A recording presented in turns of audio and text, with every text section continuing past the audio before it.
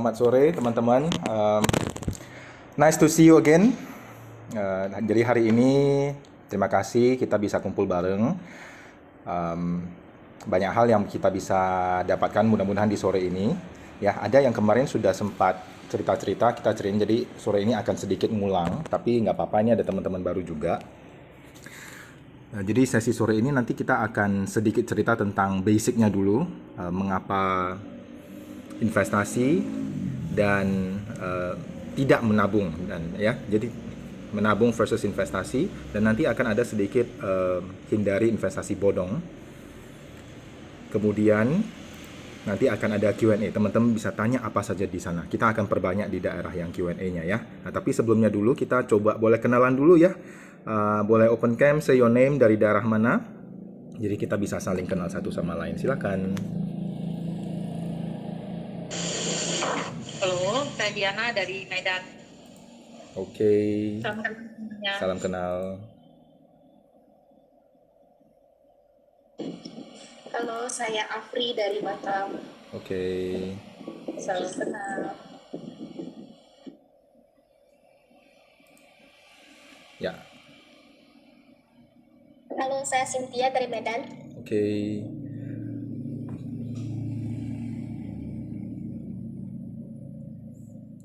Halo, saya Dedi dari Jambi ya. Oke, baik. Selamat pagi. Ya. Oke. Livon mungkin lagi in the middle of something kayaknya ya. Oke, jadi ini ada ya. Halo, Rifon ya dari Medan. Oke, satu lagi. Halo, saya Salina dari Medan. Oke, baik, terima kasih. Oke, kita semuanya mostly ada hubungannya dengan financial background-nya ya, baik dari banking ataupun misalnya dari insurance background sih. Ya, yang di banking pasti juga ada insurance background-nya. Ya, jadi hari ini kita akan coba kupas dulu sedikit why investasi dan why jangan menabung lagi ya, dan baru kemudian ke investasi bodong dan Q&A-nya ya. Saya usahakan secepat mungkin untuk basic produknya dulu. Saya boleh ajak dulu untuk kita ke slide sebentar saja ya, sebentar saja.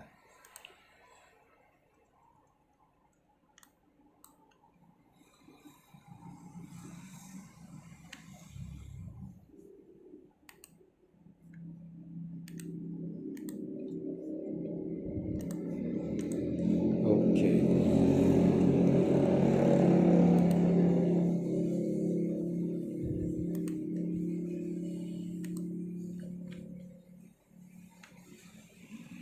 Sebentar, kenapa tidak bisa presentasi ya?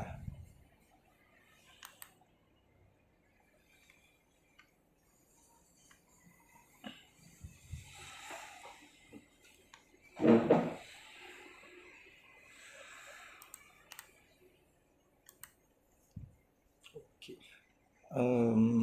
Sorry, having a little bit trouble untuk slide-nya sebentar.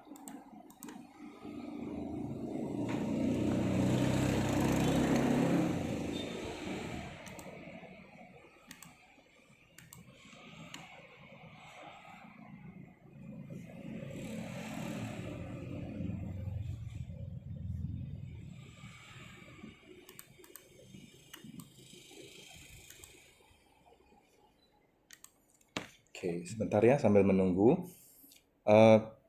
Sebelumnya boleh tahu nggak, teman-teman ini sebenarnya kalau misalnya dibilang menabung pasti sudah tahu. Investasi pasti sudah pernah dengar. Kita coba samakan dulu kira-kira konsep investasi yang ada di teman-teman ini, yang ada di ruangan ini. Boleh share nggak kira-kira? Andi, saya pernah berinvestasi di produk ini atau di instrumen investasi ini. Nilainya tidak perlu tahu, jumlahnya tidak perlu tahu. Tapi kira-kira pengen tahu dulu gambarannya. Saya pernah berinvestasi di ini dan ini nih. Kira-kira boleh share dulu nggak? Jadi kita bisa dapatkan satu kesamaan konsep dulu.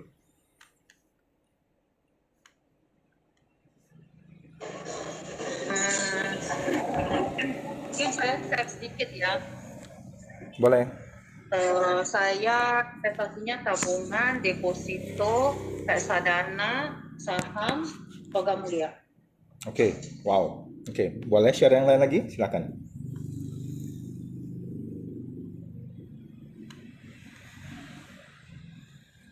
Saya pernah coba untuk obligasi dan juga reksadana, tapi reksadana sebentar saja. Oke. Baik, terima kasih.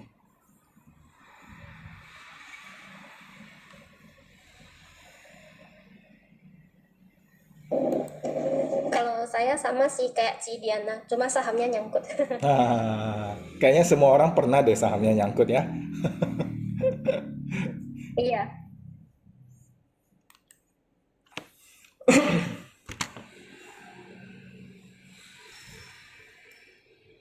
Silakan. Ko Dedi mungkin mau share?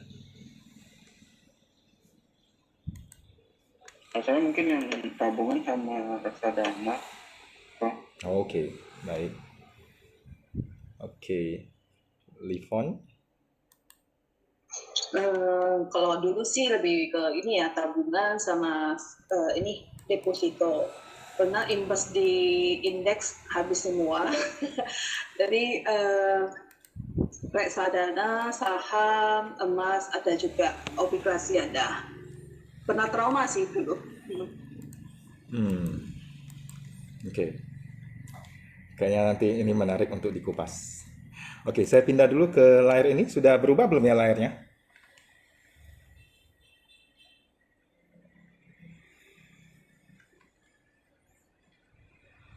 Sudah kok, Oke, baik. Suara saya jelas ya?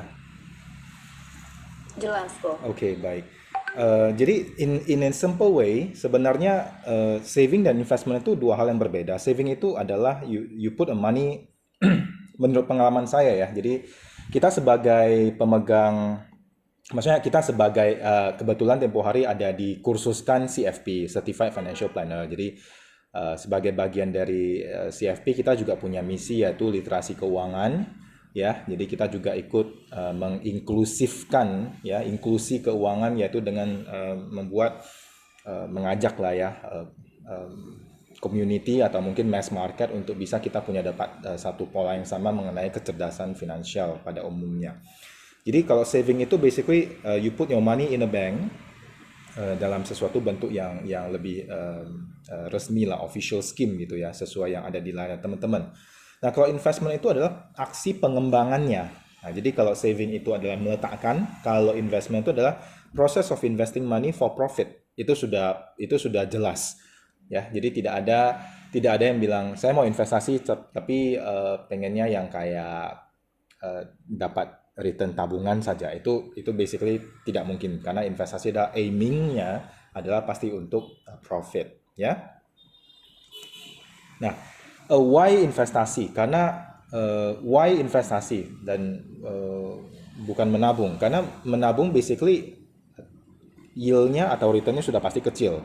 Ya, berapalah bunga tabungan? Let's say misalnya paling hebat 2%, contoh paling hebat. Sedangkan ada sesuatu yang namanya pencuri, yaitu inflasi. Ya, inflasi itu simpel-simpelnya adalah kenaikan harga-harga barang yang selalu terjadi sepanjang masa. Jadi kalau misalnya kita lihat gambar kecil yang ada di layarnya teman-teman, itu dalam bentuk let's say a cup of coffee, ya di tahun 1970 itu $0.25. Tapi di tahun 2019 itu sudah hampir $1,59. Nah, jadi barangnya sama, a cup of coffee, tapi uang yang harus kita keluarkan untuk membeli a cup of coffee itu lebih banyak. Nah, itulah inflasi kira-kira. Nah, dalam simple way itu mungkin bahas yang di sebelah kiri kecil-kecil, saya kasih yang kanannya aja langsung. Why you should invest? Karena kita akan punya kebebasan financial ya, asalkan tepat sasaran dan kita bisa mendapatkan keuntungan atau profit yang berkelanjutan bisa saja dalam jangka panjang. Mungkin ini bisa diterjemahkan kalau misalnya dalam simple way, kalau misalnya tadi ada ngomongin saham, dan bisa dapat dividen kan selalu dalam jangka panjang disimpan ya, saham-saham misalnya let's say kemarin ini yang lagi mau bagi dividen saham PTBA gitu kan, lumayan banyak, besar. Nah, jika diletakkan aja, ya dia setiap tahun akan memberikan dividen, kira-kira seperti itu bahasanya. Nah, kemudian juga lindung aset atau dana terhadap inflasi. Nah, jadi salah satu produk investasi kan contoh emas, orang bilang itu adalah nilai sebagai aset nilai lindung ya, karena dia selalu bergerak ya. untuk bisa melindungi kita dari inflasi. Nah, kemudian aset meningkat yang poin nomor 3, ya ini kalau investasi tentu harapannya adalah asetnya meningkat, kecuali dapatnya yang peletakan atau alokasi pada instrumen yang tidak tepat ya atau mungkin bodong. Nah, kemudian dana darurat. Nah, ini penting karena kalau misalnya kita butuh dana dalam waktu yang sangat singkat, ya investasi juga bisa menjadi salah satu alternatif untuk bisa dicairkan dan untuk digunakan sebagai dana darurat ya, baik di biaya rumah sakit ataupun dana pendidikan. Nah, tapi poin 05 ada hati-hati. Ya, pengetahuan investasi yang tepat itu akan menghindarkan kita dari salah investasi dan supaya tidak mendapatkan manfaat rugi ya. Nah, kira-kira seperti itu. Oke.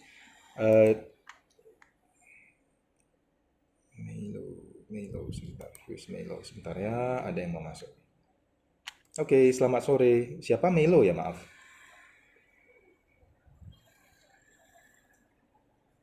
Oke. Oke, ini singkat saja, hampir selesai.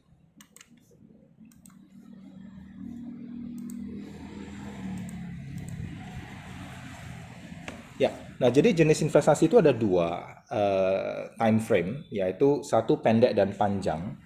Jadi kalau misalnya kita bilang berinvestasi yang jangka pendek itu biasanya 1 sampai 3 tahun dan di atas 3 tahun sampai mungkin bisa lebih panjang 5, 10 or even more than 10 years itu kita bisa kategorikan sebagai investasi yang lebih time frame-nya lebih panjang ya. Perbedaannya di mana itu hanya di sisi profitabilitasnya kita bilang. Kalau untuk shorter ya pasti kemungkinan besar merugi kalau kita investasikan dalam jangka pendek. Contoh semisal orang bilang investasi emas, tapi kalau misalnya hari ini beli emas, kemudian minggu depan kita jual, belum tentu untung. Masih posisi rugi bisa jadi. Ya. Nah, tapi kalau dalam jangka panjang, maka kemungkinan besarnya probability-nya untuk menghasilkan keuntungan itu jauh lebih besar. Ya. Nah, pendek dan panjang itu juga bergantung pada kebutuhan akan investasinya sendiri, apakah itu idle pendek atau idle panjang. Contoh semisal saya punya dana itu dialokasikan, misalnya ada dana pendidikan anak yang mungkin 10 tahun lagi dia akan berumur 17 tahun, 10 tahun lagi. Jadi mulai dari sekarang kita sudah mulai cicil alokasi investasinya, baik misalnya dalam bentuk contoh tadi beli saham nyicil ya, atau misalnya beli emas nyicil juga bisa gitu loh. Nah, ini nanti akan ada satu contoh tentang dari klien ya yang dulu cerita tentang bagaimana dia mengalokasikan portfolio emas terhadap kebutuhan kuliah anak ya. Nanti jangan lupa ingatkan saya untuk cerita.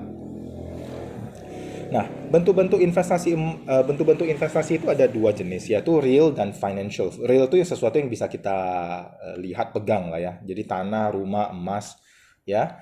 Tapi yang financial tuh kita namakan juga paper asset, itu bisa berbentuk paperless. Jadi misalnya obligasi negara, saham ya, dan lain-lain, atau mungkin investasi di kripto gitu, itu juga bisa.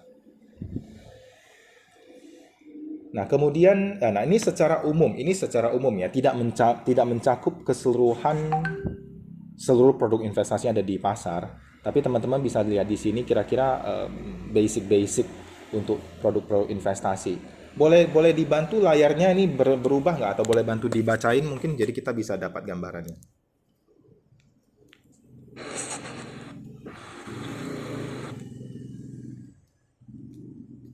Kelihatan di sana itu apa? Kelihatan kok. Oke, jadi ini adalah ada investasi tanah dan properti, ada emas, deposito, reksadana, obligasi, saham, dan masih ada beberapa jenis produk investasi lainnya yang tidak mencakup di sini. Tapi masing-masing itu mempunyai plus minus. Ya, kalau tanah dan properti ya basically boleh minta pendapat. Mungkin teman-teman ada yang investasi tanah dan properti, atau mungkin punya pendapat why, kenapa ada orang yang berinvestasi di land gitu loh, di properti dan maupun tanah. Sudut pandangnya apa ya?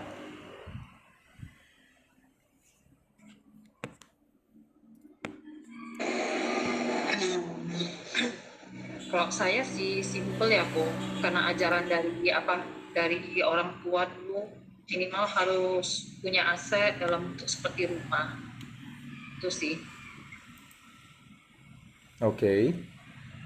Ada pendapat lain? Silakan. Nggak ada yang salah kok. Nggak ada yang salah. Kalau misalnya tempat yang kita investasikan itu prospeknya ke depannya bagus, fluktuasi harganya kenaikannya bisa cepat gitu, tinggi. Oke, baik. Ko Dedi gimana kok tadi kok? Sama kok tadi kalau aset atau properti kan kalau kasih strategi itu kan harganya bisa berlipat dalam waktu singkat. Oke, baik. Oke, ada pendapat lain lagi? Kita tampung. Semua benar ya, semua benar ya, semua benar, nggak ada yang salah. Karena memang secara tanah, ya tanahnya nggak nambah, orangnya nambah. Jadi tentu sesuai dengan hukum teori ekonomi ya, ya supply dan demand, supply-nya tetap, demand-nya nambah. Jadi ya harga, ya kita bilang saja secara long term harganya akan cenderung naik. Nah, bagaimana kalau misalnya kita punya emas?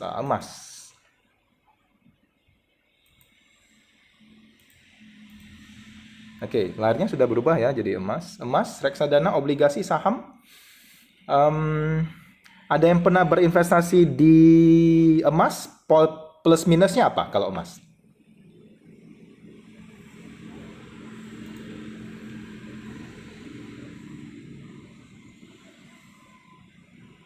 Lama naiknya kok. Lama naiknya. Oke. Emas itu jangka panjang kok, Oke. tapi pegang emasnya. Tapi pegang emasnya. Plusnya liquid kapan aja mau dijual oke kok. Negatifnya apa kalau untuk emas? Negatifnya ya lama. Oke. Ada lagi negatif yang lain dari sisi emas? Kalau naik ya emas naik katanya kan. Kalau liquid kapan saja bisa dicairkan. Negatifnya apa? Kalau pegang emas nggak ada kupon kok, ya tunggu aja harganya. Kita cuma bergantung pada harga. Oke. Oke, baik. Mungkin saya tambahkan saja, secara emas karena dia adalah bentuk fisik, kecuali yang model kontrak ya atau mungkin yang paperless ya. Tapi kalau kita pegang fisik ya mungkin bisa aja ada resiko tercecer, betul ya? Ya, atau mungkin hilang atau mungkin terbakar bisa jadi saya tambahkan. Tapi semua investasi pada prinsipnya pasti ada plus dan minus. Kemudian ada obligasi. Nah, ada yang tadi pernah investasi di obligasi, itu kenapa memilih obligasi kira-kira? Boleh share nggak ya?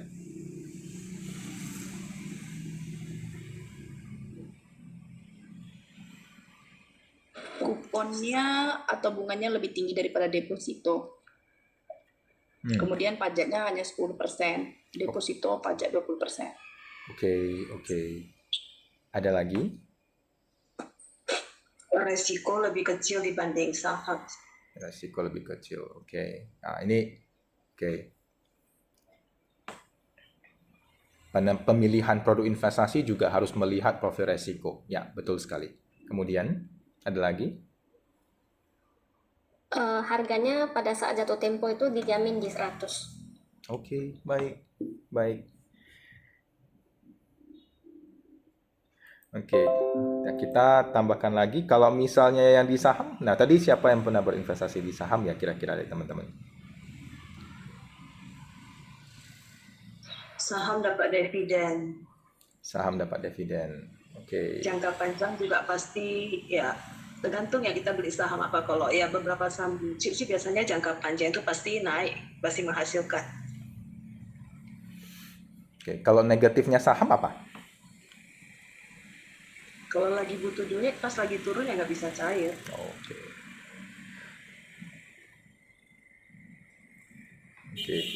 siapa lagi tadi yang pernah berinvestasi saham? Silakan, ada kasih pendapat. Kita open saja, nggak apa-apa. Open discussion kok.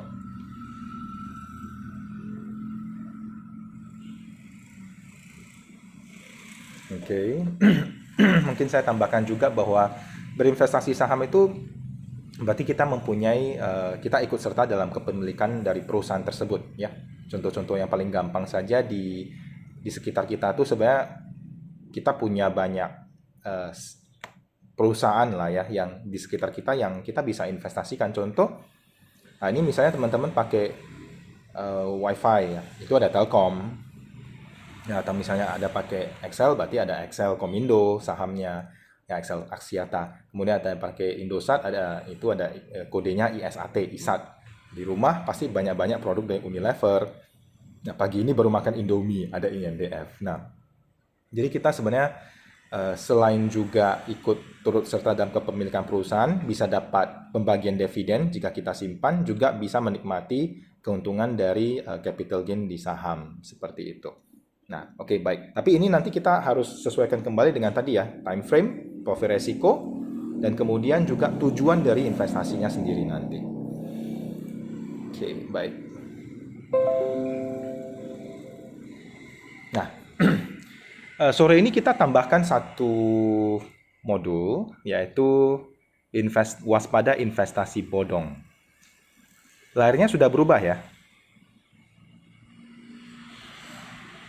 Oke.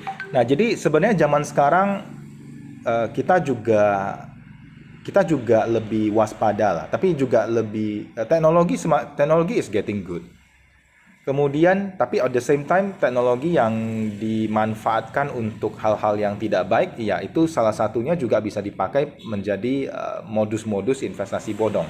Nah, jadi banyak investasi bodong yang ditawarkan, dan kalau kita tidak melek finansial atau kita tidak mempunyai kecerdasan keuangan yang baik, kita bisa jadi terjerumus. Dan biasanya itu terjadi pada emak-emak yang mungkin ya emak-emak yang tidak mengerti dan hanya pengen ikut dapat profit gitu, jadi mereka chip in and then akhirnya terjerumus gitu. Nah, contohnya adalah investasi online atau robot trading. Jadi ini biasanya saya nggak bisa buat singkat karena ini memang I think semua orang harus tahu ini. Yaitu biasanya ada iklan berisi kalimat ajakan untuk berinvestasi dengan profit yang besar dalam waktu singkat. Nah, jadi ini kalimat yang sudah sangat clear. Jadi ada iklan berisi kalimat ajakan untuk berinvestasi dengan menawarkan keuntungan besar dalam waktu singkat. Ya, jadi ada beberapa key point yang mereka harus tampilkan supaya itu kelihatan lebih menarik. Nah, kemudian juga ada pencantuman nama OJK, ya Bank Indonesia dan lain-lain supaya kelihatannya lebih kredibel. Ya. Nah, kemudian modusnya adalah para korban akan diberikan laman atau website palsu supaya bisa memulai pendaftaran karena online ya tentu, dan juga menyetor sejumlah dana. Nah, kemudian tiba-tiba websitenya hilang dan si investor itu tidak bisa menarik dananya lagi karena jejaknya hilang langsung. Nah, yang kedua adalah koperasi bodong. Nah, koperasi ya orang bilang koperasi is good, tapi koperasi ini juga ada juga yang udah mulai bodong. Jadi menyimpan uangnya di koperasi, dijanjikan sejumlah bunga besar. Jadi ada kalimat-kalimat besar ya setiap bulannya.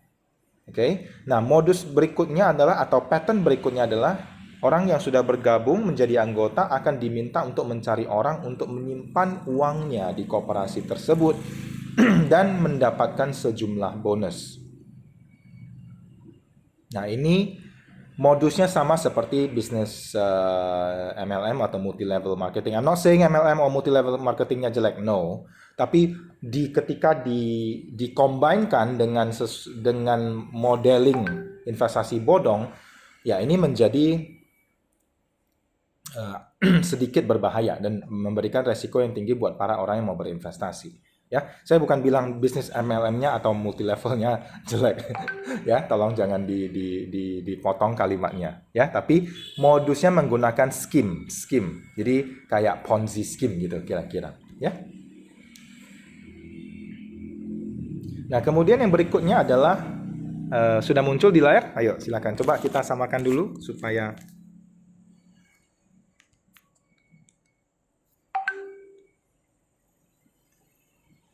yes. Boleh dibaca arisan jenis bodongnya? yang sekarang?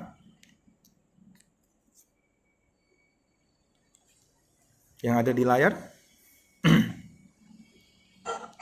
Bukan kok investasi bodong, arisan bodong, Aris. bahkan dalam satu kelompok yang Ya, nah ini yang lagi ini bukan ngetren, ini sudah terjadi. Arisan bodong itu dilakukan oleh kelompok orang menghimpun dana dari jumlah anggotanya, kemudian menawarkan keuntungan yang besar. Jadi lihat di setiap dari 3 contoh ini tetap ada kata keuntungan yang besar.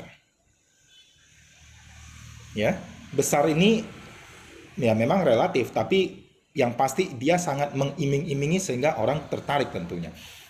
Ya. Nah, dalam hal ini pelaku akan berperan sebagai pihak yang menghimpun dan menyimpan. Jadi menghimpun dan menyimpan. Jenisnya pun beragam, ada arisan uang, iPhone, emas ataupun barang berharga lainnya. Dan ini sudah sangat banyak, ya, sudah terjadi dan banyak terjadi. Dan korbannya juga sudah banyak juga. Tapi ya tidak bisa di proving karena tidak ada surat menyurat yang resmi. Ini semua hanya berdasarkan kepercayaan saja. Jadi ya hati-hati. Nah, jadi point to say adalah cermati sebelum berinvestasi supaya tidak terjerumus ke dalam penipuan yang berujung pada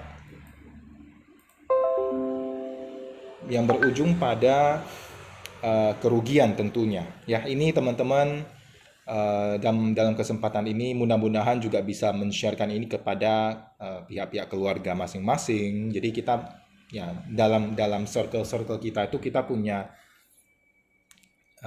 orang yang melek terhadap investasi dan tidak tertipu lagi gitu loh.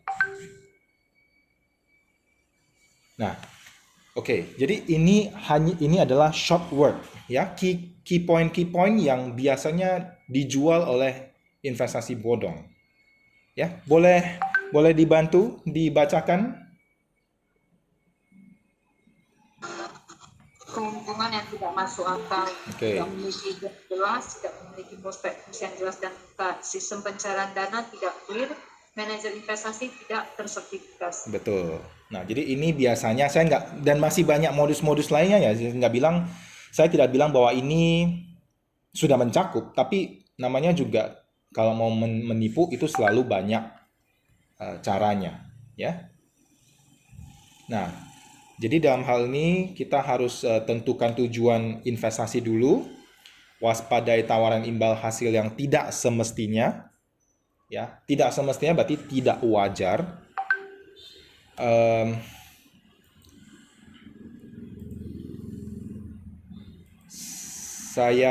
Saya bilang tidak wajar itu juga relatif karena mungkin bagi saya wajar itu 7% mungkin wajar, tapi mungkin bagi beberapa orang 15% baru wajar.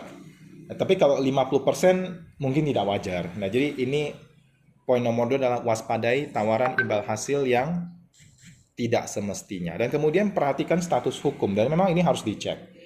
Dan yang paling akhir adalah supaya menghindari investasi bodong, tipsnya adalah rekening dana nasabahnya harus atas nama diri sendiri. Oke, jadi kalau misalnya Andi Panca tiba-tiba datang nih, teman-teman ngajakin investasi, tapi nanti kirimnya ke rekening Andi Panca, kira-kira mau nggak ya? Ayo. Nah, jadi ini Nggak mau kok, nggak mau. Nah, nggak mau ya. Walaupun kenal dengan Andi Panca, tapi waspadailah jenis-jenis karakter yang tipe dari investasi bodong yang tadi. Nah, semoga teman-teman oke, ya. Slide-nya selesai sih sebenarnya. Singkat-singkat saja, kita akan lebih banyak ngobrol. Ya, semoga teman-teman bisa dapat slightly clue ya tentang apa itu menabung, apa investasi, dan coba hindari jenis-jenis investasi yang bodong, kira-kira seperti itu. Of course dengan slide tadi belum tentu juga menghindarkan kita, karena kadang-kadang kita masih bisa saja tergiur karena imbal hasil atau tingkat pengembalian ataupun profit yang dijanjikan itu kadang-kadang juga bisa sangat menarik. Ya, kadang-kadang kita bisa hilang akal, tapi ya wajib kita tahu kira-kira resikonya apa dan kita harus bisa pilih investasi yang sesuai gitu kira-kira. Oke? Mengenai investasi bodong ini ya, Di. Ya. Jadi kalau bagaimana dengan kasus contohnya yang wahana harta, mina padi, nah apakah itu termasuk investasi bodong? Kalau sepanjang semuanya dikembalikan dengan baik, maka tidak bodong, Livon. Sepanjang kita misalnya di circle hari ini kita buat arisan contoh. As long as misalnya saya sebagai penghimpun dana, I am stay committed dan semuanya landing dengan baik-baik dan kita nggak bisa bilang itu bodong. Tapi bodong adalah terjadi ketika menurut pendapat saya ya, menurut hemat pendapat saya, in my humble opinion, ya kalau ketika sudah terjadi pembayaran atau pengembalian yang tidak tepat waktu ya atau terjadi pengingkaran dari rencana-rencana awal, nah itu sudah menjurus ke bodong. Oke. Tapi biasanya kalau yang seperti ini awal-awal masih tetap komitmen sih ya kan, karena mangsanya belum banyak gitu ya kira-kira ya. Bisa jadi. Karena grand plan-nya hanya diketahui oleh si mastermind-nya ini kan. Nah, jadi oleh sebab itu sebenarnya kan tadi ada beberapa hal-hal yang kita perlu perhatikan seperti rekening dana harus rekening dana atas diri sendiri. Semisal ya kalau saham itu kan RDN-nya kita sendiri, reksadana RDN-nya kita ya reksadana itu RDN-nya atau mungkin rekeningnya itu ada rekening atas nama si produk reksadana. Jadi saya bukan menyetor ke rekening si penjual gitu. Dan juga sudah ada banyak sertifikasi manajer investasi dan lain-lain yang itu salah satu faktor penilai terhadap pemfilter produk investasinya sendiri. Oke, thank you. Thank you. Nah, mungkin dalam kesempatan ini Diana mungkin mau sharing jika pernah ada pengalaman atau mungkin ada tips and tricks untuk investasi bodong? Pengalaman ada ya, pernah aku nggak tahu dibilang bodong atau enggak. Saya pernah investasi di mana produknya ada izin OJK, tapi terakhir gagal bayar, kena ras. Itu sih, jadi kayaknya harus semua, tapi ya itu kategori bodong nggak ya aku? Oke, baik. Ini ada izin OJK-nya loh. oke. Mungkin itu kita namakan default atau gagal bayar gitu ya. Yes. Oke, baik. Jadi tanpa menyebut merek, tanpa menyebut produk, sebenarnya di market juga banyak produk-produk. Jadi dibedakan dulu, ada produk yang bodong, ada juga produk yang produk investasi tapi dia misalnya cenderung ke gagal bayar. Ya. Nah, kalau gagal bayar itu memang menjadi salah satu dari resiko produk investasinya walaupun dia resmi. Jadi, semisal saya berinvestasi pada misal obligasi PT Astra contoh. Ya, surat utang obligasi swasta PT Astra International. Secara nalar, secara logika saya, PT Astra ini besar dan kuat. Jadi saya sudah melihat prospektusnya, saya sudah mempelajari, membaca dan menganalisa. Secara nalar saya memperkirakan obligasi ini semisal ya, tenornya 10 tahun contoh. Saya melihat bahwa prospek PT Astra ini cerah untuk 10 tahun ke depan. Resmi. Tapi pada satu masa, semisal terjadi COVID pangkat 5, ya efek dari COVID-nya di pangkat 5 kan gitu loh. Itu membuat perusahaan menjadi susah, terbelit hutang, beresiko gagal bayar. Nah, itu akan muncul. Tapi dalam pendapat saya, dia tidak bodong. Cuma dia mengalami problem likuiditas pada perusahaan sehingga mengakibatkan dia mungkin agak susah untuk melakukan kewajibannya, yaitu pembayaran kupon ataupun pembayaran pokok. Nah, jadi dari sisi Diana, kalau Diana melihat sudah resmi, sudah dipelajari, tapi gagal bayar, itu memang ada resiko investasinya. Menurut saya seperti itu. Ya, even kalau kita bisa berinvestasi di emas pun, emas itu resmi. Katanya emas Antam, dapat sertifikat. Tapi ketika mau jual kok rugi ya? Ya kebetulan harganya sedang turun. Itu resiko dari investasi. Kalau yang tadi kita bahas tentang bodong, itu bahkan dari sisi legalitasnya atau dari sisi legalnya itu tidak masuk. Nah, kalau arisan, misalnya arisan, ya kalau saya arisan kan nggak mungkin saya daftarkan ke ke bursa atau ke OJK kalau kita arisan bareng-bareng gitu. Yes. Mungkin ada teman-teman lain yang mau menambahkan tentang arisan bodong, pengalaman atau mungkin cerita dari teman, silakan kita sharing aja nggak apa-apa.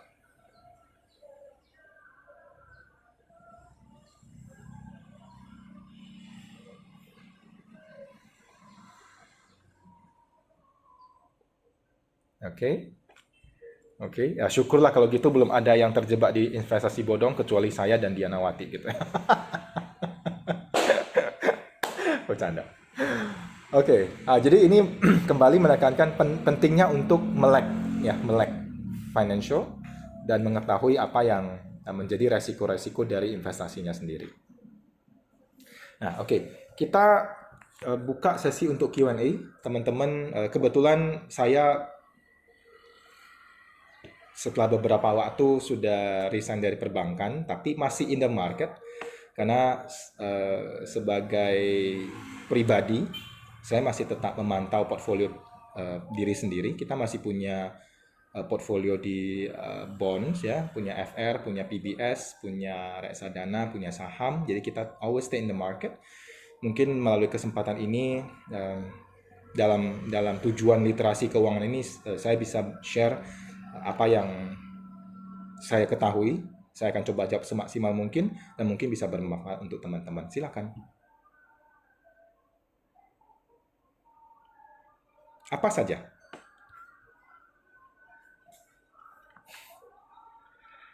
Pandi, Silakan kok. kalau untuk reksadana sekarang kan lagi cenderung naik nih. Nah, momennya kalau untuk reksadana yang rekomen itu yang jenisnya mana ya? Oke. Yang kita masuk nanti nggak ketinggian, juga masih ada potensi. Oke, baik. Reksadana sebenarnya kan ada 4 jenis ya, kok. Ada reksadana pasar uang, pendapatan tetap, campuran, dan saham. Urutannya dari yang tadi saya sebutkan ke yang paling akhir, tentu makin akhir, makin ke ujung higher risk, tapi ya potensi returnnya juga tinggi. Itu sudah pasti logikanya. Higher risk always equal dengan higher return. Low risk dengan low return. Jadi kalau saya belum mendapatkan, tadi Ko Dedi bilang reksadana, tapi kan reksadana ada pasar uang, pendapatan tetap, campuran, dan saham. Ini Ko Dedi Yang saham. Oh, reksadana saham. Oke, baik. Nah, reksadana saham berarti kira-kira kita boleh mengasumsikan patokannya atau benchmark acuannya adalah IHSG, Indeks Harga Saham Gabungan, ya. Sekarang level-levelnya sih sekitaran 6.700 kok, kurang lebih, ya. Nah, di level 6.700 ini oke. Saya kembalikan ke yang tadi poin di slide presentasinya. Ada 2 time frame. Ada yang masih ingat 2 time frame apa? Time frame-nya. Jangka apa? Maaf. Yang pendek sama jangka panjang. Betul. Nah, sekarang Koko pengennya apa nih, Kok? Nah, jadi ketika kita juga berinvestasi, kita juga harus self check up kan, self financial check up gitu loh. Kita pengennya itu tenornya seperti apa? Bukan tenor ya. Tujuan investasi itu seperti apa? Jadi kalau misalnya Koko, saya kasih bayangan gini, saya pengennya, saya punya dana semisal let's say 100 juta untuk jangka waktu 1 tahun. Tapi kendaraan yang saya pilih adalah reksadana saham. Okay? Dan dia akan menimbulkan 2 efek. Efek pertama adalah kalau karena jangka waktunya 1 tahun untuk reksadana saham, pendapat saya pribadi, saya bisa bilang itu pendek kok. kurang sesuai. Tapi karena mungkin ya profil resikonya agak agresif, saya bisa terima resiko yang muncul dengan menempatkan 100 juta di reksadana saham dalam waktu 1 tahun, semisal. Ya, tentu saja misalnya dalam 1 tahun. Reksadana sebenarnya rata-rata industrinya dalam jangka waktu 20 tahun itu averagely sekitaran returnnya antara 12-15% setahun. Tapi dalam kurun waktu 20 tahun terakhir. Nah, yang dalam setahun ini belum tentu bisa menghasilkan 12-15% per tahun. Itu bisa dilihat dalam fund fact sheet atau brosur reksadananya. Jadi kita bisa memilih satu jenis reksadana tertentu, reksadana saham, dan kita lihat performance-nya untuk 1 tahun terakhir. Nah, ini dulu tentang reksadana. Nah, kembali ke pertanyaan Ko Dedi, timing dan kira-kira produk. Nah, timingnya sekarang indeksnya 6.700 kok. Pribadi kalau saya akan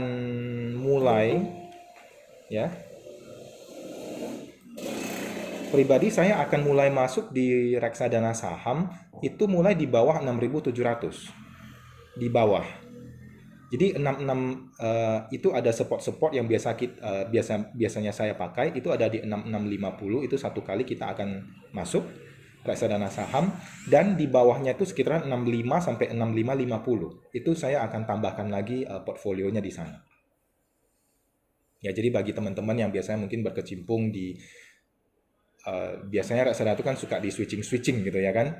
Nah, 6550 itu support, kemudian 65 toleransi sedikit ya, 6550 ya, gocap itu support. Walaupun saya masih akan menyimpan satu support terakhir di sekitaran 6425, tapi saya harap itu tidak terjadi. Ya, tapi kalau itu terjadi, saya akan ready untuk 64 sampai 6425, dan kemudian harapannya adalah rebound, sudah selesai. Aman. Nah, tapi sejauh ini IHSG-nya masih tetap flat. Flatnya antara 65 sampai 7000. Nah, sekarang di 67. Nah, mengenai produk reksadana saham, saya di sini tidak terafiliasi.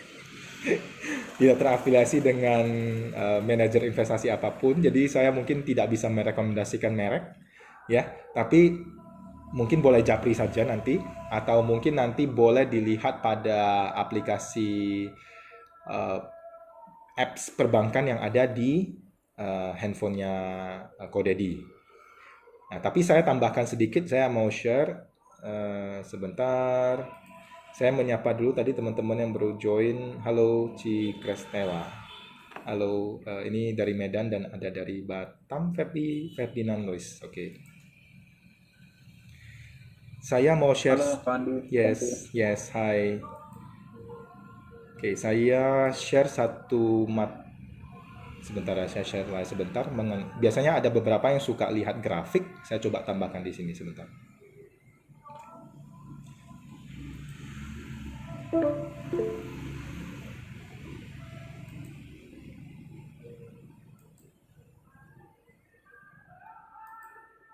Yes. Sambilan kalau memang masih silakan ya. Ini kita buat ya, silakan. Mau tanya lagi ya, kalau misalnya sudah rebound itu bagus kita take profit atau kita switching ke cara yang lain, Bro? Oke, baik. Sambil menunggu, layarnya sudah berubah belum ya? Atau mulai berubah warna putih? Belum. Oke, kalau sudah berubah warna putih tolong saya dikabarin ya. Belum berubah kok. Ya, kalau sudah berubah tolong dikabarin ya. Oke.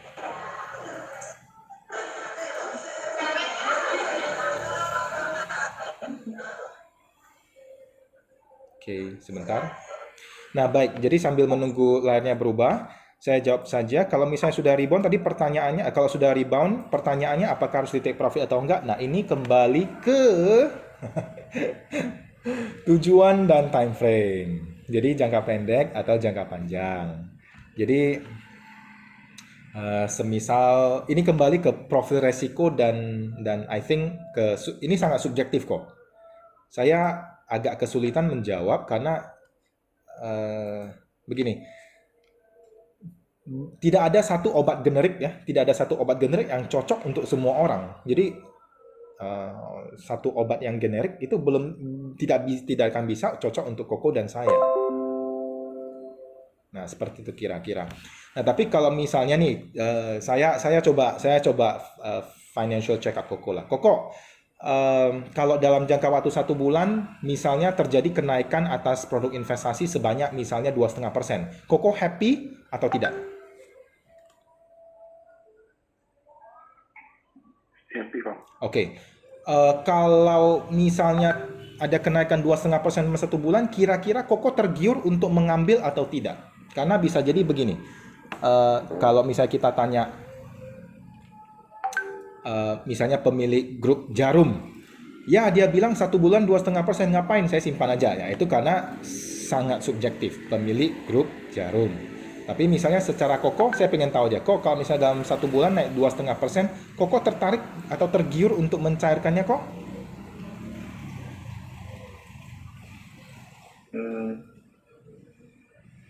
Mungkin tertarik kok. Nah, ini bisa jadi menunjukkan kira-kira Koko lebih ke profil agresif. Nah, kira-kira seperti itu menurut saya ya, walaupun bisa saja saya salah, karena sebenarnya untuk menganalisa itu perlu mengisi beberapa Layar kuesioner. udah berubah kok. Bagaimana? Layar udah berubah kok. Oke, layarnya sudah berubah. Oke.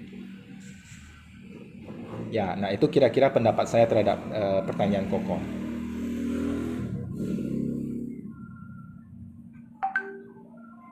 Ya, oke, saya lanjutkan ya. Nanti kalau misalnya ada yang mau bertanya, silakan langsung aja ya, langsung dipotong aja. Oke, jadi ini adalah IHSG komposit dari sekitaran 1 tahun terakhir. Nah, jika kita lihat, kalau misalnya ada yang bingung, tidak apa-apa, saya narasikan saja storytelling. Jadi kita bisa lihat bahwa dia masih dalam range, ya.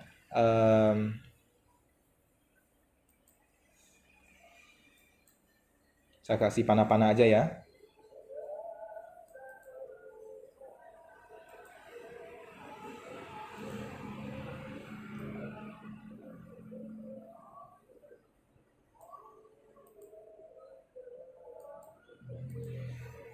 Dua panah sudah dikeluarkan, sudah nampak?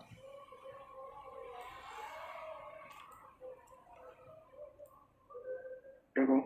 Oke.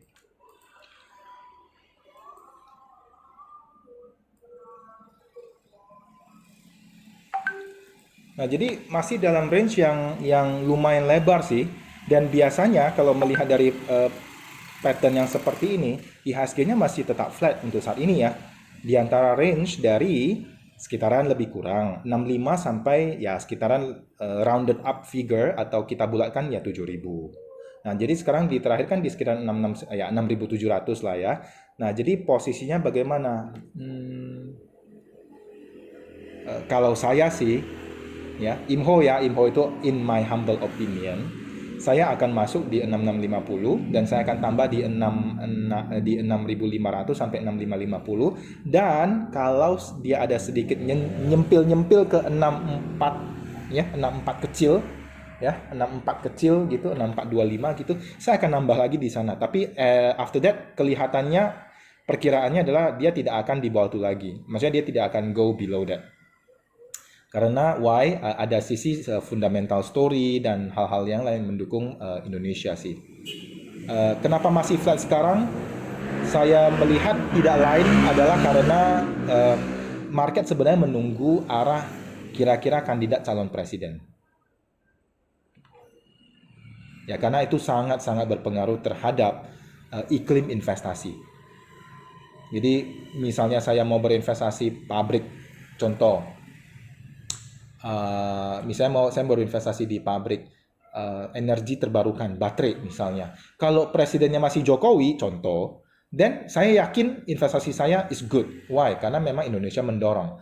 Tapi mungkin di calon presiden yang berbeda, mungkin eh, ketika saya masuk sekarang dan rupanya calon presiden ini terpilih dan rupanya program-program kerjanya tidak pro ya atau tidak mendukung energi terbarukan atau EBT, dan investasi saya akan tenggelam gitu kira-kira karena tidak didukung mungkin dari sisi stimulus dan lain-lain. Jadi saya pikir pasar sedang melihat ke arah sana sih, makanya dia agak sedikit flat.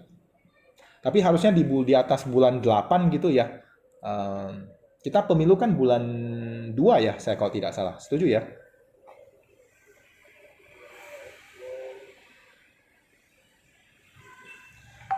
Nah, kalau di semakin dekat ke bulan 2 ya market udah bisa mencerna kira-kira potensi siapa yang lebih berpeluang untuk menang. Dan IHSG itu ingat ya, IHSG itu adalah dia punya fundamental story tapi semua adalah market itu bergerak forward duluan. Marketnya bergerak forward duluan. Bergerak ke masa depannya dulu. Ya, fundamental akan mendukung pada intinya.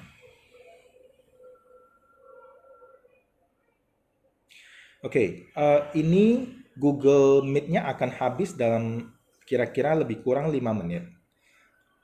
Boleh nggak kita quit dulu? Nanti masuk lagi. Linknya saya kirim via chat, ya, supaya tidak terputus dalam tiba-tiba ya. Boleh quit dulu ya, oke? Ya.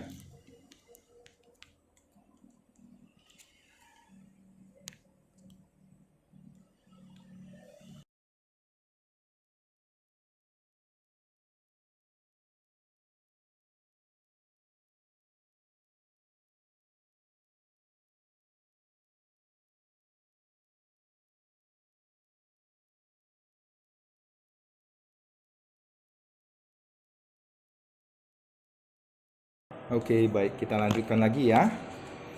Oke, jadi pertanyaan Ko Dedi tadi terjawab kok kira-kira?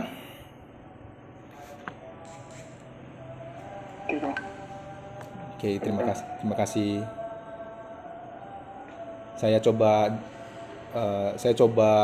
jawab pertanyaan dari teman-teman apa saja dari angle atau sudut apapun berdasarkan yang saya ketahui ya sebagai salah satu tenaga CFP.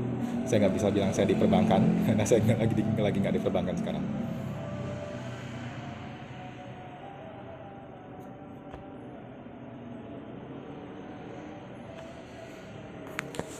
Ada yang invest di obligasi nggak ya sekarang? Harganya lagi naik-naik tuh. Kali kok, apalagi PPS 033. Oke. Ada yang mau sharing kira-kira? Kok kalau Indo 51 gimana? Kok dari kemarin Pak gitu aja 70-an sekian 73 74. Apakah Indo 51 kedepannya akan lebih bagus atau makin belum? Oke, baik. Mau saya kumpul dulu atau mau saya langsung jawab? Silakan jika ada yang pertanyaan lain.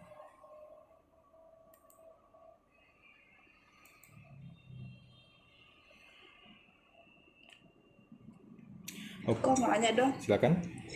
untuk nasabah yang dulu di tahun 2019-2020 ada beli obligasi FR88, ini harganya sudah mulai menaik sedikit demi sedikit. Apakah untuk potensi ke depannya juga akan naik kok?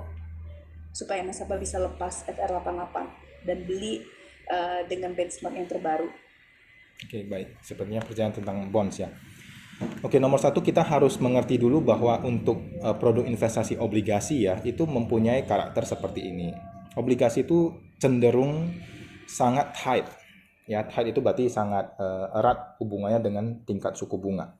Dan biasanya tingkat suku bunga bank sentral. Jadi kalau misalnya tadi ada yang cerita Indon, itu berarti relatively tight dengan suku bunga Bank Sentral Amerika. Kalau yang cerita FR berarti itu adalah obligasi Republik Indonesia. Dia akan cenderung erat berhubungan dengan suku bunga Bank Indonesia tentunya. Nah, FR88 itu saya kalau tidak salah itu jatuh temponya di 2036. Koreksi kalau Iya. saya salah ya. Indon 51 itu jatuh temponya di 2051. Berarti kalau yang FR88 berarti 2036, berarti sekitaran 13 tahun ya. 13 tahun. Kalau yang Indon 2051 berarti lebih kurang itu sekitaran 28 tahun. Oke, baik. Bayangannya dulu sebelum saya kasih lihat grafik yang tadi yang warna-warni, bayangannya dulu adalah bahwa untuk yang obligasi rupiah, pada prinsipnya sekarang kita melihat bahwa di market itu, dari pengamatan saya ya secara pribadi, seluruh obligasi dengan range tenor 3, 5, ya, jadi obligasi Republik Indonesia tenor 3, 5, 10, 15, 20, dan 30 tahun itu semuanya dalam posisi mengarah yield ya. Yieldnya itu mengarah ke bawah. Yield ya. Yield mengarah ke bawah. Yield mengarah ke bawah itu berarti kira-kira harganya cenderung naik. Ingat, yield dan harga itu mereka adalah inverse ya. Berkebalikan. Saya akan share screen untuk yang rupiah dulu. Tolong dikabarin kalau sudah berubah ya.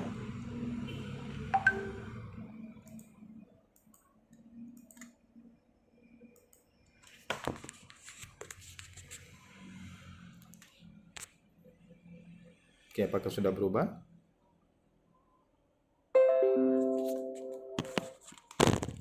Sudah berubah. Oke, baik.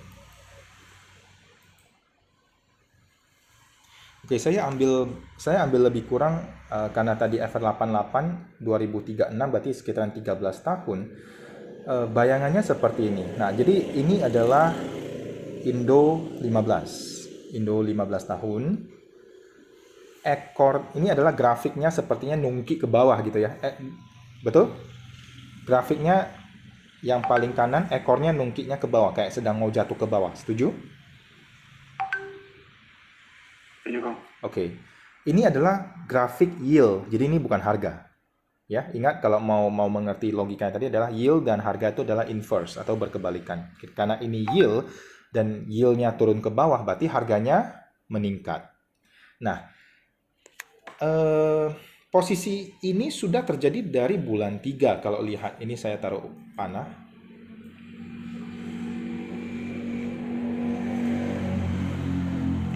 Ya. Untuk cek grafiknya gimana kok ya? Oke, jadi Kita bisa lihat di mana. ini menggunakan jadi sebenarnya banyak platform ya online ini kan sangat membantu sekarang. Teknologi itu baik buat kita, tapi asalkan jangan disalahgunakan juga ya. Saya menggunakan platform TradingView. Di TradingView ini mostly masih free ya. Kalau mau lebih advance baru kita subscribe yang modul advance-nya, berbayar lah kira-kira. Tapi untuk free-nya cukup pakai sih sebenarnya. Ya.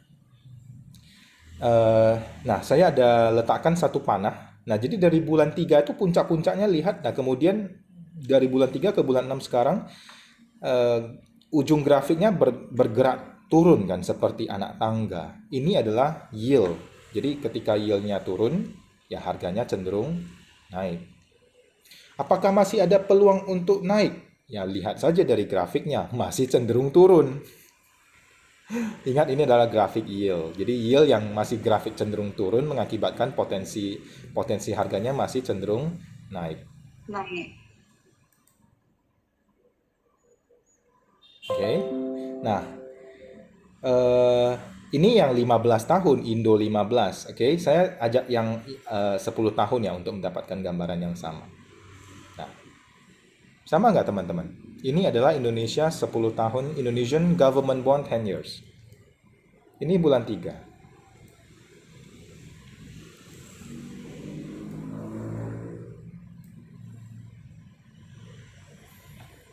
Sama ya, lebih kurang ya.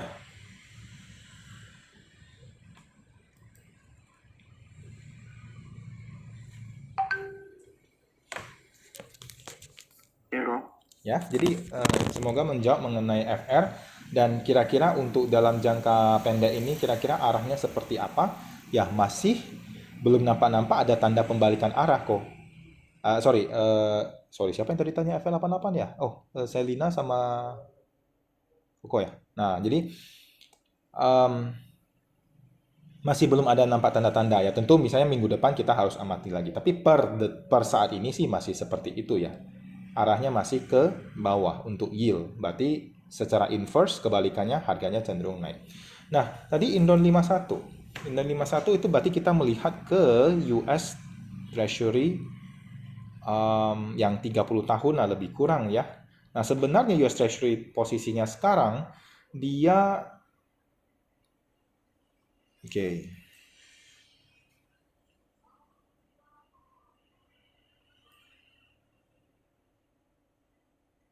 Tadi siapa yang tanya ya? Yang untuk Indon? Tadi tadi bilang, Oh ya. Nah, Sel, ingat nah ini adalah grafik yield. Again, yield dan harga itu berkebalikan. Ya, jadi ini grafik yield untuk US Treasury atau yang sorry sebentar ada yang mau masuk. Coba nih, Stella. Oke. Oke, ini adalah grafik US Treasury yang 30 tahun. Kalau kita lihat kira-kira nih dari bulan 2 sampai ke sekarang, yieldnya cenderung berangsur naik. Setuju? Kira-kira?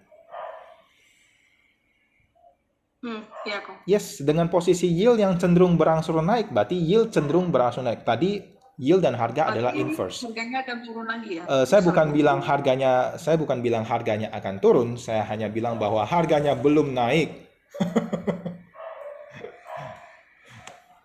Kenapa? Karena ya, bagaimana? averaging down tuh kok.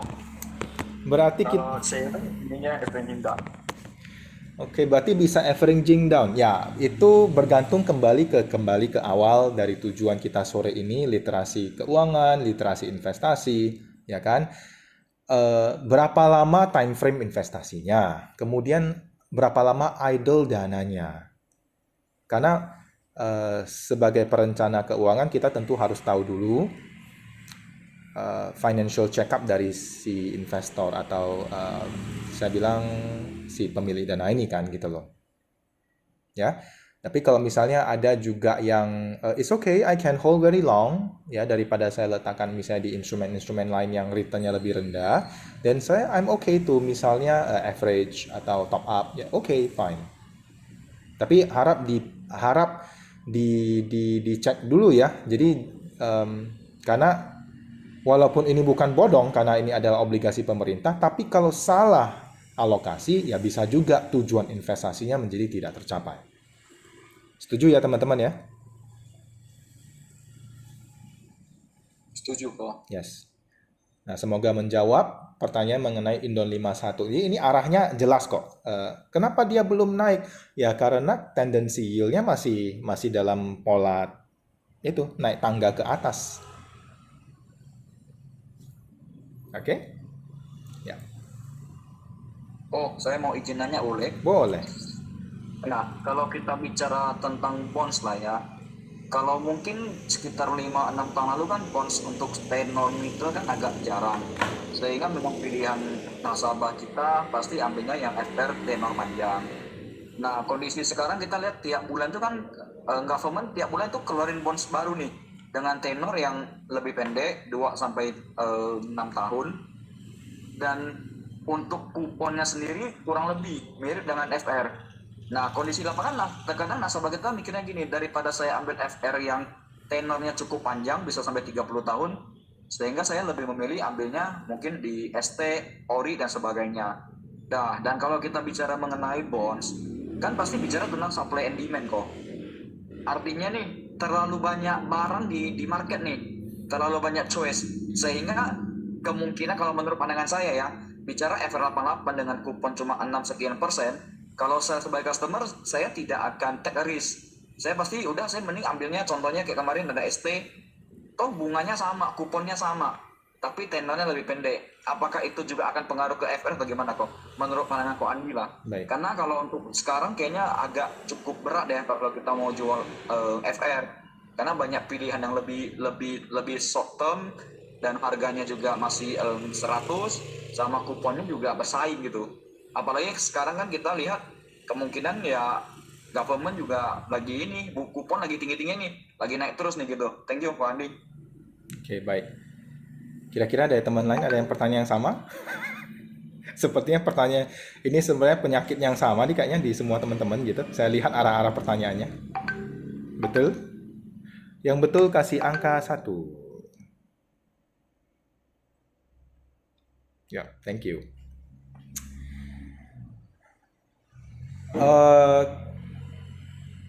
Kemarin ada ST10 ya. Saya kalau tidak salah. ST10 Ya, ya. 6,25 kuponnya. T2 ya, T2 625 T2 dan T4-nya 6,4.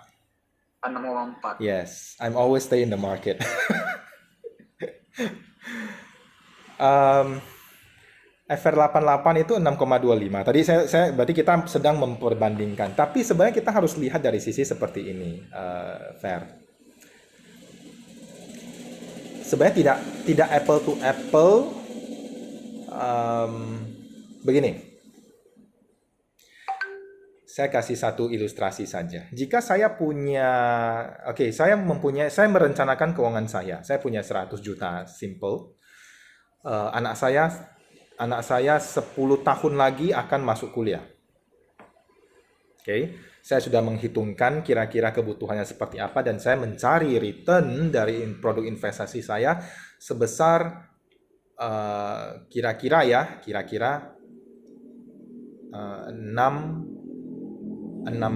lebih kurang 6,5% per tahun. Tapi saya sebenarnya membutuhkan target saya 10 tahun karena 10 tahun lagi anak saya akan masuk kuliah, contoh ya. Nah, sekarang pertanyaannya, ST10 kan dia kan T4 itu kan 6,4.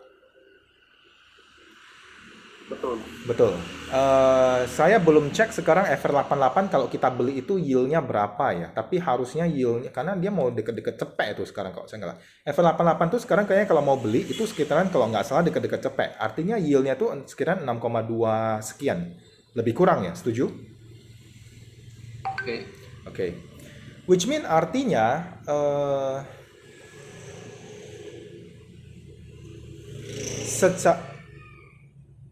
kalau saya targetnya saya butuh 10 tahun saya butuh sesuatu produk investasi yang bisa menawarkan sekitaran 6,5 lah. 10 tahun ST04, ST10 yang T4 itu ya dia hanya berhenti di 4 tahun pertama. Kemudian saya harus mencari lagi, setuju? Setuju. Nah, jadi semisal kalau saya menentukan instrumennya adalah obligasi negara. Saya tentukan dulu nih. Baru dari sana saya berangkat ke kira-kira yield berapa yang saya butuhkan untuk 10 tahun ke depan dan semisal saya jatuhnya di FR88 misal karena 6,25 saya bilang oke, saya cintai, ya mungkin itu bisa fulfill. Nah, apa yang kita bisa simpulkan dari ilustrasi ini adalah satu, kita harus sebagai perencana keuangan kita harus tahu dulu kira-kira tujuan dananya berapa lama, ya, seagresif apa return yang diekspektasikan. Kebalikannya adalah ST10 T2 6,25. Dan saya punya rencana-rencana untuk misalnya mau ke Korea. Karena terlihat ada teman yang ke Korea sekitaran 3 tahun yang lalu gitu ya kan. Misalnya kan. Asik. Nah, tapi saya tidak mau meletakkan di tabungan. Jadi untuk projection 2 tahun ke depan 625 dari ST10 T2 itu menurut saya cukup menarik dan saya akan letakkan di ST10 T2 dengan 625. Kira-kira dapat ceritanya seperti itu. Kebalikannya, saya meletakkan dana yang saya proyeksikan untuk ke Korea, saya letakkan di ST10 T4, tapi kena lock kan, kena kunci kan. Yang harusnya 100 juta tuh saya bisa reimburse semua, saya bisa disburse semua dalam 2 tahun. Rupanya hanya bisa disburse 50%. Karena kan T4.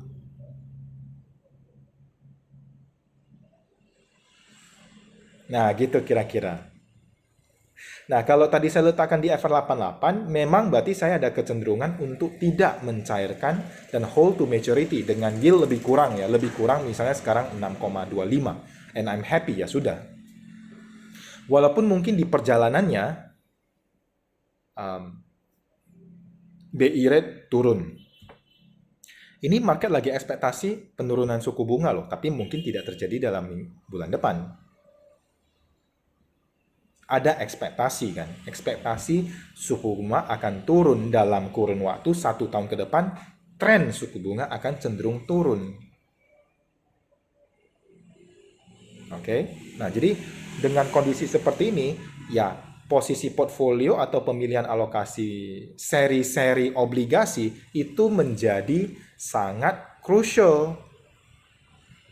Jadi tadi ya ada pemilihan idle dananya berapa lama, tujuannya untuk apa, baru kemudian menyesuaikan kembali dengan yield dan maturity dan baru dipayungi oleh tren suku bunga. Kalau saya sih seperti itu.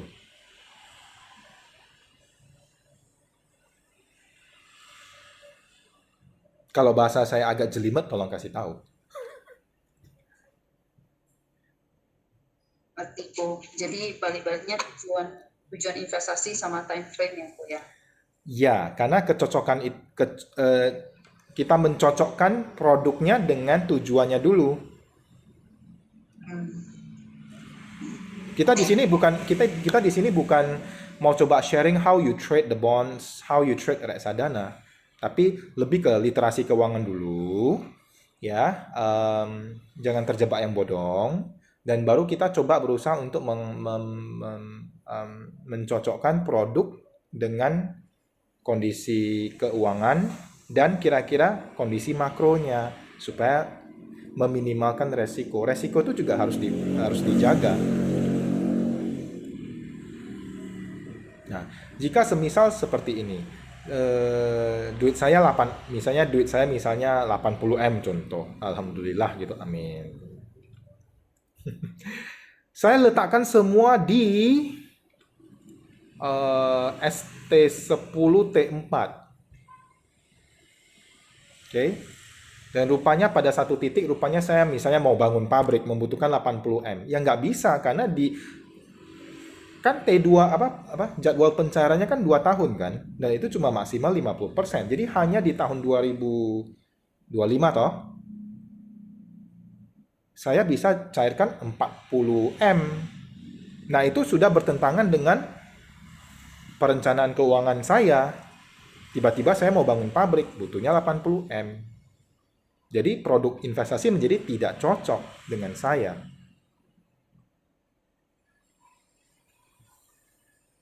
Kira-kira seperti itu.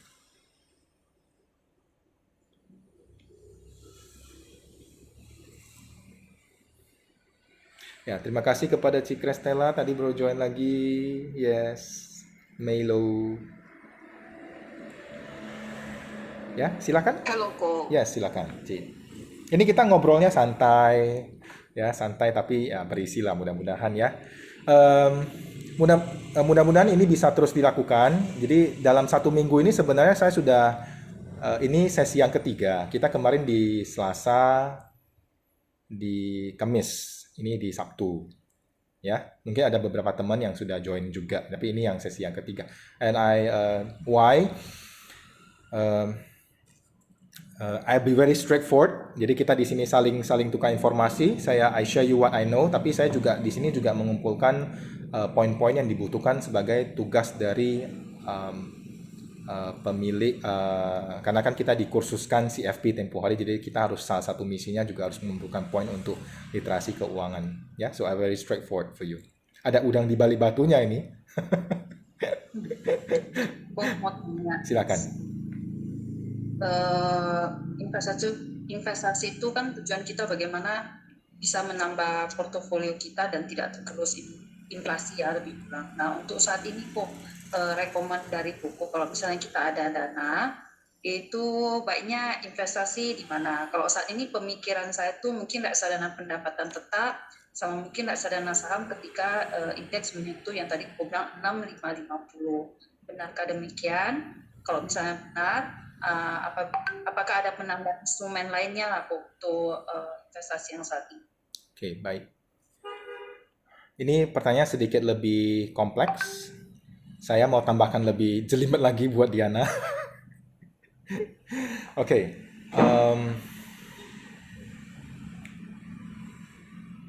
kalau kita ingin sebenarnya menurut pendapat saya ya, IMHO ya, in my humble opinion, kalau kita mau meracik portfolio sebenarnya kita harus meraciknya sedemikian rupa dalam bentuk diversifikasi. Tapi ini kembali ke berapa jumlah dananya. Ya, karena tadi kan Diana juga tidak cerita jumlah dana, ya, dan tidak cerita tujuan investasi dan profil resikonya seperti apa. Jadi saya bawa agak sedikit wide aja dulu, lebih lebar. Saya punya storytellingnya seperti ini. Contoh ya, ini semisal ilustrasinya seperti ini. Kita punya deposito, kita punya obligasi. Kemudian kita punya saham, kita punya emas, kita punya property, dan kita punya forex. Oke, saya ulang ya. Oke, kita punya deposito, kita punya obligasi, kita punya saham, kita punya emas, kita punya property, dan kita punya forex. Jadi 6 aset kelas. Ya ini masih banyak lagi sih sebenarnya kalau mau dibuat, tapi kita 6 dulu aset kelas. Pada posisi COVID, teman-teman saya ajak kembali ke posisi COVID. Dari 6 aset kelas ini, apakah semuanya mengalami kenaikan? Suku bunga, berarti suku bunga deposito naik. Obligasi, harga obligasi naik. Saham, harga saham naik. Nah, berarti ada yang cenderung naik, ada yang cenderung turun. Setuju? Ya, setuju. Jadi sebenarnya kalau kita mau meracik portfolio yang pasti menang, menurut saya sih raciknya harus gado-gado. Maksudnya aset kelasnya harus gado-gado dan diimbangi juga dengan currency. Nah, jadi bahasanya you punya USD-nya jadi 20.000. Menang nggak ya? Menang. Oke. Tapi ketika USD-nya 20.000, sahamnya jatuh. Kalah nih. Obligasinya pasti jatuh juga. Tapi ketika USD-nya 20.000, deposito pasti naik.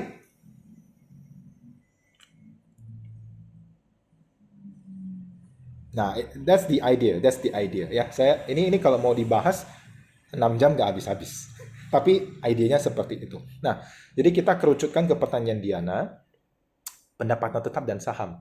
Well, kalau misalnya sekarang lagi kira-kira view-nya pribadi, kira-kira indeksnya mau turun, dan saya akan letakkan di pendapatan tetap. Boleh aja. Sambil menunggu indeks turun, baru nanti saya switching ke reksadana saham. Boleh saja. Pribadi ya, saya pribadi sendiri, saya sekarang sedang letak di pasar uang. Ya. Kadang-kadang saya ada switching sebagian, tapi menunggu di level-level yang saya inginkan. Saya core-nya kalau reksadana, core-nya di pasar uang untuk saat ini.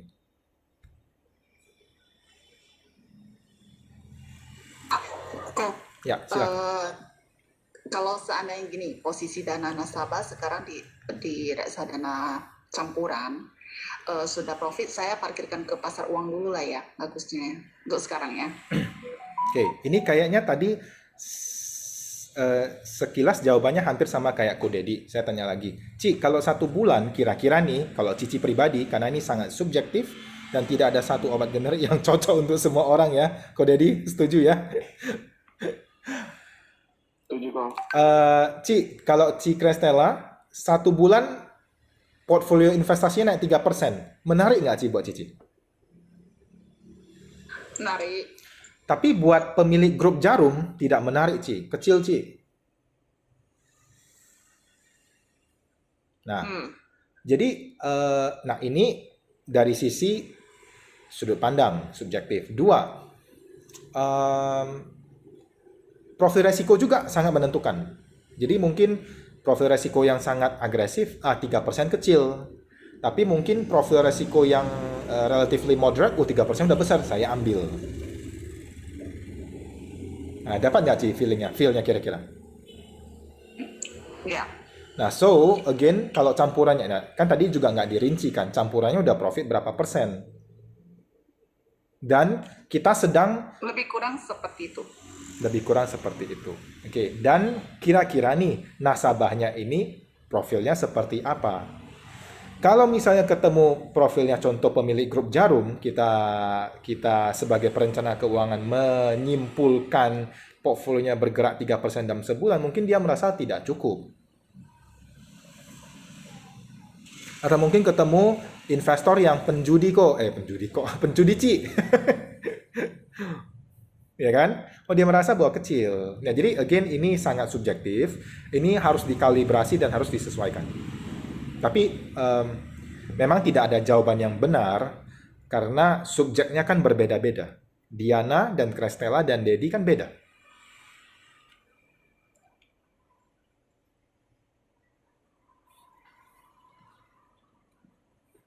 Harus kembali di financial check-up-nya. Menurut saya sih seperti itu. Tapi kalau kita sudah bisa dapat needs-nya dan kira-kira profilnya, dan itu akan lebih gampang sih. Oh ya, cerita tentang yang emas tadi ya. Ingat tadi saya bilang investasi emas dan anak. Jadi ada klien dulu, dia bapak ini ceritanya gini. Jadi ceritanya sih, dia bilang gini, Andi, saya sudah komit dengan istri saya. Setiap tahun anak saya ulang tahun, saya akan belikan 10 gram emas. Sampai dia berumur 17 tahun, maka akan terkumpul 170 gram. Setuju? Yes. Nah, tentu dalam 17 tahun, di setiap tanggal ulang tahunnya, harga emas itu bervariasi. Kan 17 kali kan? Jadi naik turun gitu loh. Atau mungkin dalam 17 tahun, kecenderungan harga emas adalah seperti tangga naik. Tapi belinya consistently 10 gram, 10 gram, 10. Nah, di umur 17 tahun, dikeluarkanlah 170 gram itu untuk uang pendaftaran kuliahnya. It's good, it's brilliant. I think it's a very good planning. Saya tidak bilang itu salah, saya bilang itu planning yang baik. Cuma apakah kita bisa disiplin melakukan seperti yang Bapak ini lakukan? 17 tahun. Bisa tuh semangat. Ya, soalnya 17 tahun. Rupanya pas di ulang tahunnya, semisal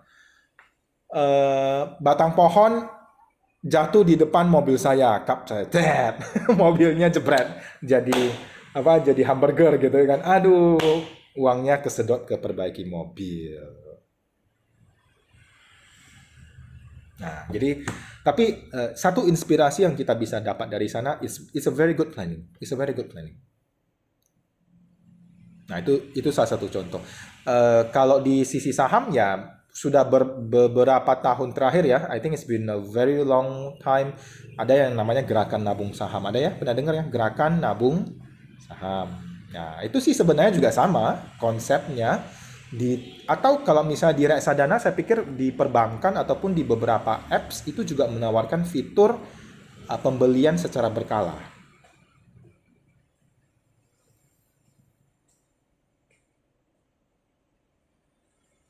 Ya, Rika. Ya, pembelian berkala. Ya, jadi itu juga sebenarnya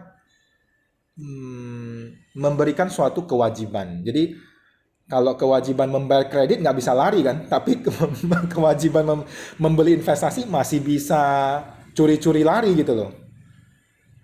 Tapi kalau kredit kan kita nggak bisa, itu KPR wajib dibayar. Nah, bagaimana kalau kita melakukan hal yang sama untuk investasi? Kira-kira seperti itu idenya. Bagaimana? Bisa?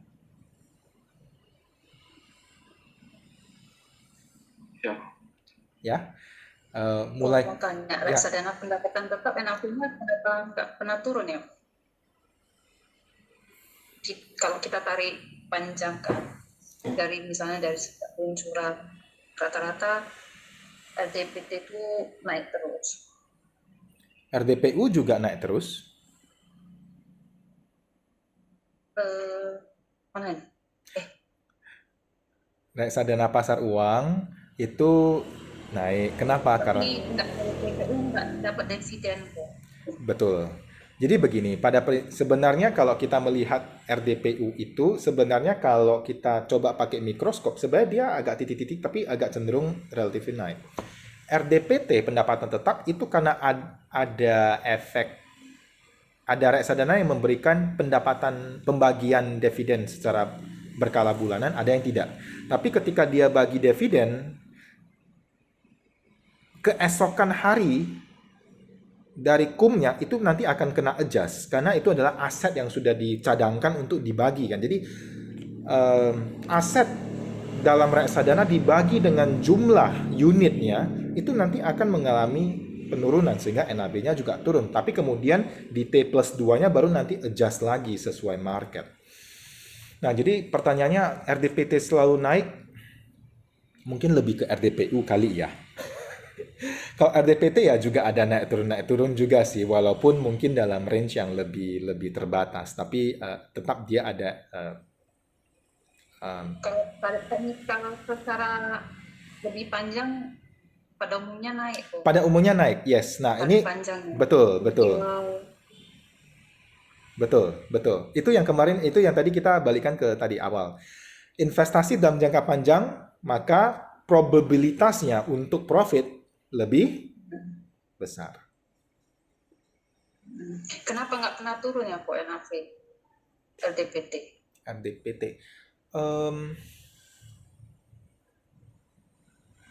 Maksudnya jangka panjang, kalau misalnya kita pegang FR sampai dengan jatuh tempo kan kembali ke 100. Betul. Misalnya kita pegang 10 tahun. RDPT kan kalau kita pegang 10 tahun NAV-nya naik. Mungkin begini ya, ini karena ini ada terkait dengan pengelolaan, aktif kelolanya oleh MI ya. Jadi MI itu kan juga punya kewajiban, saya yakin tidak ada MI yang mau NAB-nya jeblok. Jadi mereka kan juga berusaha untuk trading dan juga posisi portfolio di dalam reksadana, basket reksadana kan sangat live ya, sangat live.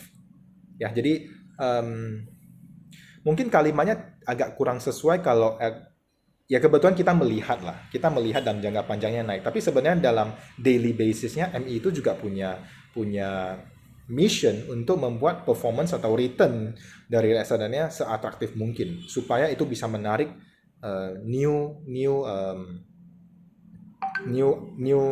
fund lah ya, atau bahasanya mereka kan namanya AUM, asset under management. AUM-nya makin besar itu juga membuat mereka makin happy. Tapi supaya AUM makin besar, berarti kan tentu harus menciptakan performance atau prestasi atas pengembangan reksadana yang makin bagus, baru bisa menarik dana masuk sehingga AUM makin besar. Nah, tentu prestasi atau return-nya itu ya tentu berhubungan dengan NAV. Nah, jadi ini ada korelasi yang terkait antara dana, AUM, performance dari reksadana fund, ya, dengan mungkin KPI dari si manajer investasinya menurut saya. Tapi kalau di saham nggak ada kayak gitu. Saham is basically very very market. Mungkin itu yang saya bisa tambahkan. Ya. NAV yang selalu naik, mungkin itu kalimatnya tidak begitu akurat juga sih. Tidak sepenuhnya akurat ya. Mungkin dalam jangka panjang yes, tapi kalau dalam jangka pendek selalu naik. Kalau untuk RDPT enggak, karena kan dia memegang obligasi dan itu pasti ada market swing-nya juga. Menurut saya sih seperti itu. Oke, kita 8 ya. Kita 7 menit lagi sampai 4:45 aja ya. Saya yakin teman-teman juga punya kegiatan masing-masing. I'm always free as usual, tapi simpan untuk sesi-sesi selanjutnya. Mudah-mudahan teman-teman masih mau join lagi. Oke, sebelumnya kita foto dulu yuk. Cam on.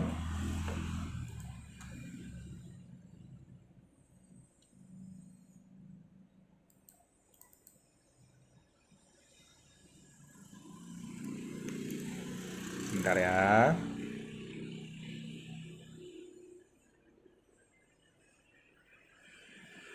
Oke, sebentar. Oke, saya foto dulu ya. One, semua kasih sayo. Belum, Ferjannya hilang dulu. Oke, one, two, three. One, two, three sekali lagi. Oke, ya. Nah, oke kita lanjut. Oke, silakan. I hope I can share anything a lot to you.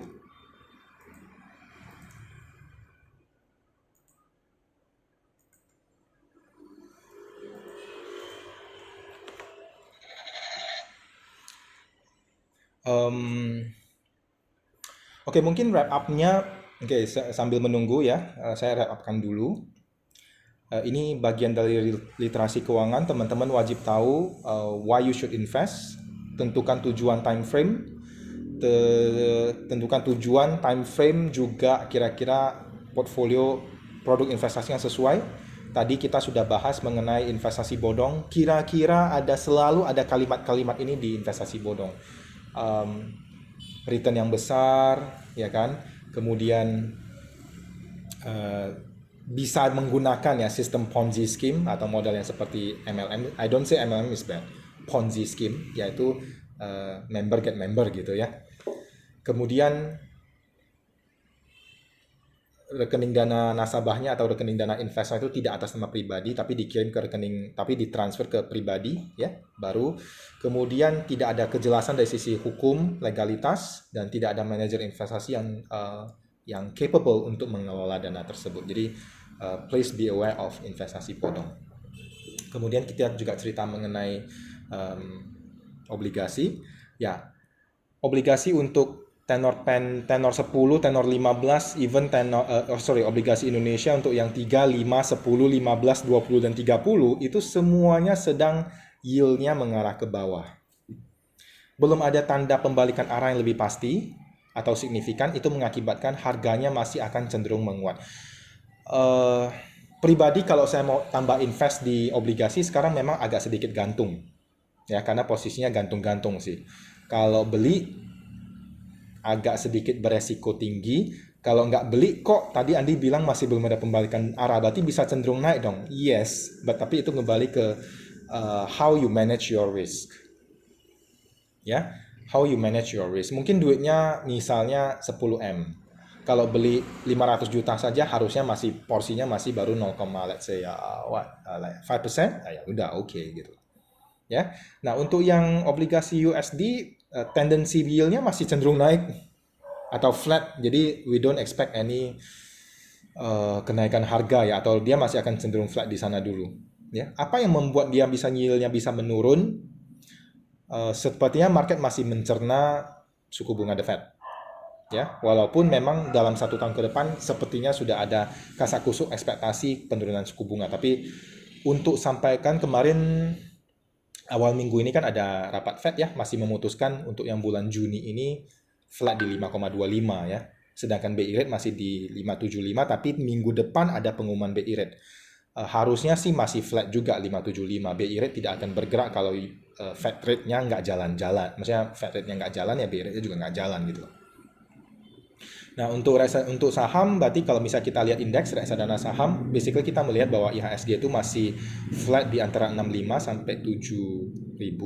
Dan kalau posisi 67 sekarang sih gantung-gantung, tapi saya akan ambil posisi di 6650 dan 65. Tambah sedikit gocap 6550, tapi saya pribadi mungkin akan anticipate ya, kalau dia ada sedikit swing low di 6425, saya akan add position di sana, tapi and then saya tidak ekspektasi dia akan lebih turun dari itu, karena secara makro dan secara fundamental story Indonesia should be very good. Tinggal marketnya sekarang sedang melihat ke posisi kandidasi dari kandidasinya, dan siapa yang kira-kira bisa menang. Dan dari sana akan lebih jelas ya. Nah, kira-kira seperti itu wrap up-nya. Ya, maybe satu pertanyaan terakhir.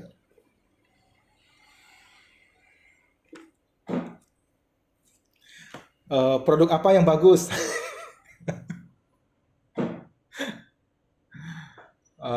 I don't recommend produk lah. Kalau mau recommend produk mungkin Japri, oke? Lebih inilah, lebih wise ya, lebih etis. Oke, baik.